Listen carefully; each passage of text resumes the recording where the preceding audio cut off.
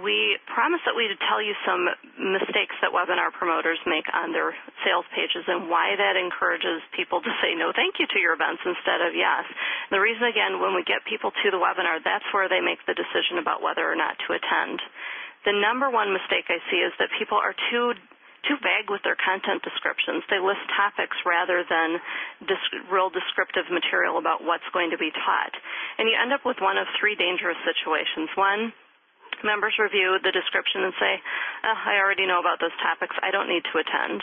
Number two, they say, well, I'm not really sure based on this really brief description whether they're going to address my questions.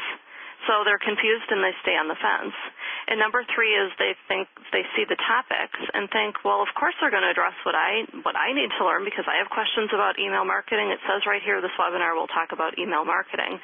And then if you don't answer their questions, the things that they've decided in their own heads that you're going to cover, they get unhappy and then they want refunds or they complain about the quality of your event.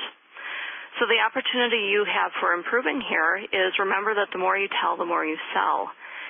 Let your copywriter, remember the copy is your salesperson on your sales page. So let your copywriter have the space that they need to make the sale. You would never send a salesperson into a meeting and say, only speak 200 words. Don't impose arbitrary limits on your copywriter either. As part of your registration, you received a free chapter from the Stop Speaking for Free, the ultimate guide for promoting webinars, and conveniently enough, that is the chapter that includes our system for writing a webinar description, and in there is a process that you can go through for writing compelling bullet points. So I encourage you to download that, read it, and share it with whoever has to write the copy for your upcoming webinars. The second mistake that I see people make is really sharing the price of the webinar before the audience understands what it is that they're going to get with the registration. The key is that you want to pull back that curtain and reveal the price at the right time. Too often the price is listed right at the top of the page. It's the first thing the audience sees, and then they're thinking, nope, I don't want to spend the money. Or it's listed on the registration form without a description. The problem is that if they just see the price without understanding what's left, they think about, do I want to spend the money, not whether this is a smart investment.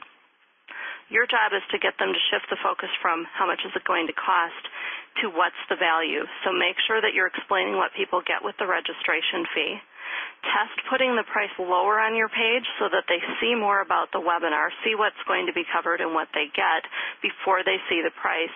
And you might even want to test putting the price only on the registration page, not on the sales page.